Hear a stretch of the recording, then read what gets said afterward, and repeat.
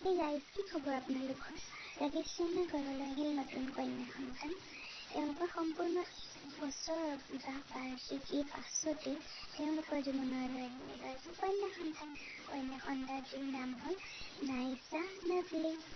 তেওঁলোকৰ একমাহ সম্পূৰ্ণ পাছত এখিনি ফটো উঠাইছে আৰু ফটোখিনি ইমান বেছি কিউট হৈছে।